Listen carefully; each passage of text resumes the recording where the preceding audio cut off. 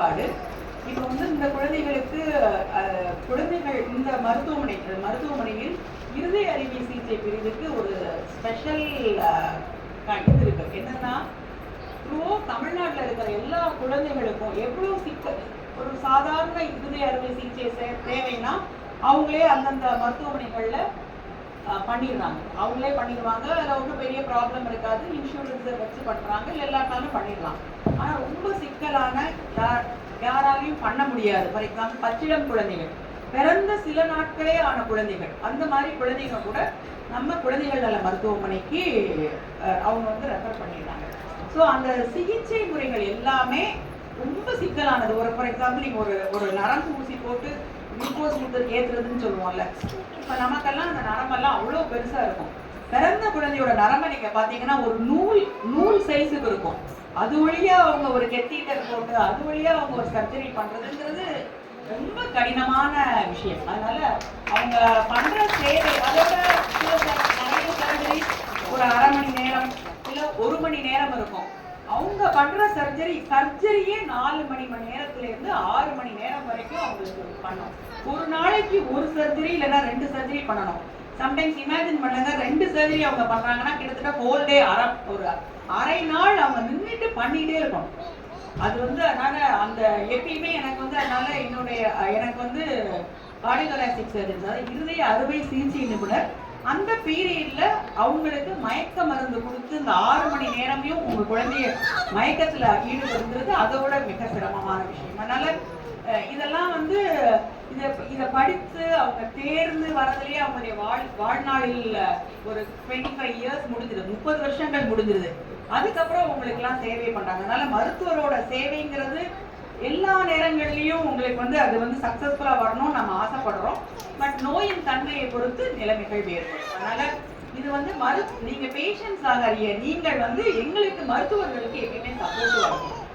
இந்த தருணத்துல நான் அதை சொல்ல விரும்புறேன். ஏன்னா நாங்க எல்லாருமே ஓரளவுக்கு இவ்வளவு கடினமா வேலை பார்த்தாலும் மக்களாகிய நீங்கள் அதை எங்களுக்கு சப்போர்ட் பண்ணணும்.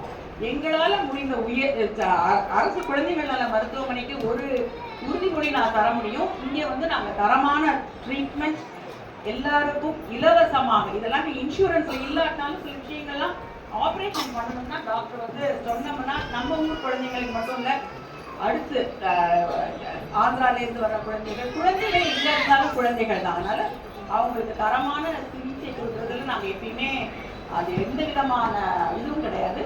எங்களுக்கு வந்து இப்ப நமக்கு கவர்மெண்ட் மூலமா நமக்கு கிடைக்கிற எல்லா சலுகைகளும் உங்களுக்கு கிடைக்கும். அது தவிர நிறைய தேவைப்படும். அப்படி இருக்கும்போது தன்னார்வ தொண்டு நிறுவனங்கள்ல நம்ம ரோட்டரி இவங்கெல்லாம் எங்களுக்கு செய்யற சேவைகள் அளப்பரியது. ஒரு மிஷின் திடீர்னு தேவைப்படும், ஒரு பேஷண்ட்டுக்கு சில டெஸ்டிங் பண்ண முடியும், சம்டைம்ஸ் இருக்கும், சம்டைம்ஸ் இல்லாம இருக்கும். அந்த மாதிரி நேரங்கள்ல நாங்க வந்து இந்த தன்னார்வ தொண்டு நிறுவனங்களை அணுகுவோம். அவங்களுக்கு எங்களால முடிந்த எங்களுக்கு தேவையான விஷயங்களை அவங்களால முடிந்தது செய்வாங்க. அதனால எல்லாருக்கூடையும் சேர்ந்து நான் முதலே சொன்ன மாதிரி ஒரு ஆரோக்கியமான சந்தோஷமான குழந்தைகளுக்கு வர்றதுக்கு என்ன தேவையோ அதை நாங்கள் பண்றேன்னு உறுதியளிக்கிறேன். நான் இதுல வந்து ரொம்ப ரொம்ப தேங்க்ஃபுல்லா எங்களுடைய சப்போர்ட் ஜெய்கிரன் சாருக்கும் அவரோட டீம் ஆஃப் கார்டியோதொராசிக் சர்ஜன்ஸ் அவங்களுடைய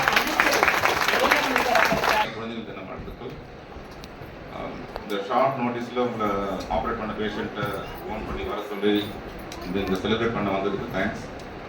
அதுக்கப்புறம் சொல்லணும்னா என்னோட friend, president, Rotary Club, roommate, he was a cardiac surgeon, very close friend, and my director, madam,